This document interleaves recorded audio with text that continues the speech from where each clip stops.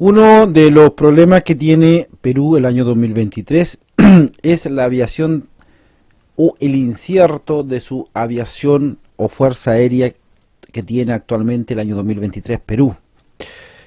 Se puede especular mucho del MiG-35 o muchas especulaciones que hacen algunos youtubers que se suponía que el año 2020 llegaban a ese país los MiG-35. Pero la realidad es otra. La Fuerza Aérea de Perú, para introducir nuevas tecnologías o tener la ventaja tecnológica a lo largo de las décadas, ha ido gestionando en forma pública diferentes tipos de incorporaciones, como también, junto con ello, sobreprecios, investigaciones y robo. ¿Un incierto de la Fuerza Aérea del Perú? Por supuesto que sí. El programa de la actualización militar actual del Perú cobró impulso a iniciado del año 2006 al 2011. Este fue el segundo gobierno de Alan García, quien intentó comprar nuevos tanques y también comenzó el proyecto de la actualización del que se conoce como media vida de los Mirage 2000 y los MiG-29, lo cual no sucedió. El vicepresidente, el almirante Luis Guiapietri, lanzó la iniciativa para analizar la compra de por lo menos de un avión de alerta temprana. Lamentablemente aún no se concreta. Esto es una fuerza aérea incierta, sin programa en el tiempo. Fue durante el gobierno que el Producto Bruto Interno del Perú creció como nunca, pero también la pobreza se redujo de manera sorprendente, lo que fue una parte muy positiva dentro de Perú. También el Perú se presentó al mundo como un país donde los capitalistas populares del pueblo eran una posibilidad real. El año 2011 al año 2016, haciendo un poquito de historia, con el retiro como Ollanta como presidente, se esperaba no solamente la continuidad del programa de la actualización militar, sino que además profundizaciones del mismo, lo que ocurrió en parte. Curiosamente, se interrumpió el gobierno y también el proyecto más importante, que era la modernización de los cazas, como para balancear las expectativas. Se realizaron una serie de compras que tuvieron mayor incidencia en los brazos logísticos militares, a pesar de las continuas quejas que no eran reportajes, eran quejas, especialmente de la prensa no especializada, de las supuestas compras de armas que solo se produjeron o se tradujeron en misiles antitanque, especialmente que tenían doble objetivo para los tanques Leopard chilenos. También el sistema MLRS sobre camiones chinos, que es lanzadores de cohetes tierra-tierra, que han tenido más inconveniente que nunca, especialmente en temas originales. ¿Por qué? Porque el sistema MLRS tenía un problema, y ese problema conceptualmente era que no podían construir la munición a nivel local y no podían comprarlo a China, lo cual se les complicaba mucho. Bueno, hoy día los tienen, pero no ha sido fácil tampoco para los amigos del Perú.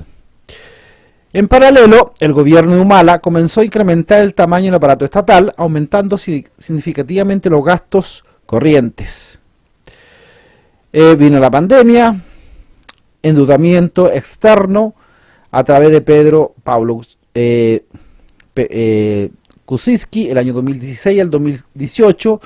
Después viene Martín Vizcarra, 2018-2020, y Francisco Sagasti.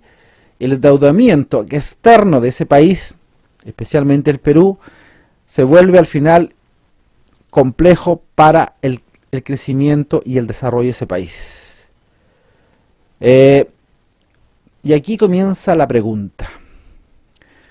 La Fuerza Aérea del Perú, que actualmente tiene 36 cazas, originalmente Mirage 5PDP, comprado en la década de los 70, dando el lujo de transferir incluso 10 unidades a la Argentina para compensar la pérdida en la guerra de las Malvinas.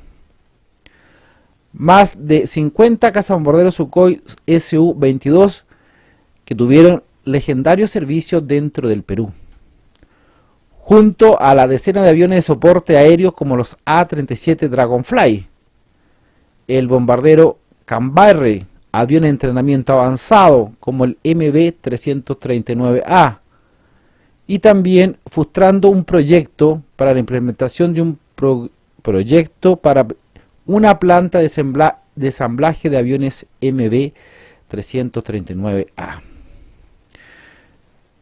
Eso era el Perú. Nuevamente, en la década de los 80, la Fuerza Aérea del Perú hace un salto tecnológico a comprar 26 Mirage 2000 a la empresa francesa Dassault. Lamentablemente, con el ingreso de un nuevo gobierno, en la segunda mitad de la década, la compra se redujo solamente a 12 unidades.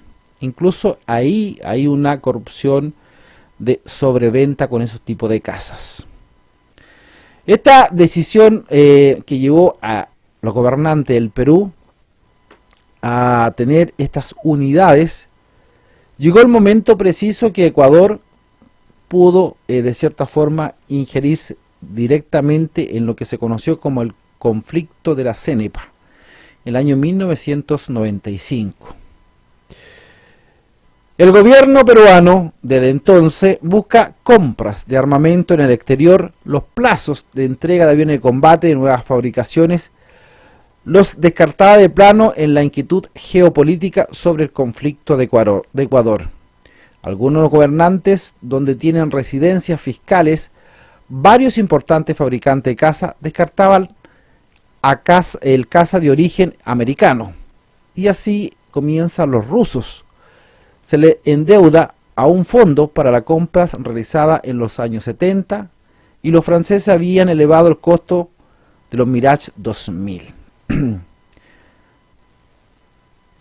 En una interesante oferta que le hizo Bielorrusia, que hoy día no existe, le permitió a la Fuerza Aérea del Perú tener 18 MiG-29 S/V, usado pero de primera línea, no variantes de exportación. Nuevamente decidió la Fuerza Aérea del Perú ser pionera en tecnología, incluyendo misiles más allá del horizonte o rango visual. También el Perú incorporó 18 aviones de soporte aéreo cercano, los Su-25. Fue lo que la presentación de Perú de los MiG-29 el factor que terminó por enfriar la posibilidad de nuevo conflicto con Ecuador. Posteriormente se detuvo el conocimiento de compra, estuvo teñida por la corrupción, como le dije anteriormente, y compras excesivas de sobregiro. Años después se compra a Rusia un pequeño lote de 3 cazas MiG-29 SE. La única manera para que los rusos acepten hacerse cargo del soporte logístico del escuadrón de MiG-29 que se habían comprado de Bielorrusia. La Fuerza Aérea del Perú ha perdido 3 cazas MiG-29 en accidente, 2 por fallas técnicas y 1 por el piloto se desorientó en lo que conoce como desorientación espacial del piloto. El año 2017 el gobierno de Kuczynski le presentaron múltiples planes de adquisiciones y actualización de las Fuerzas Armadas.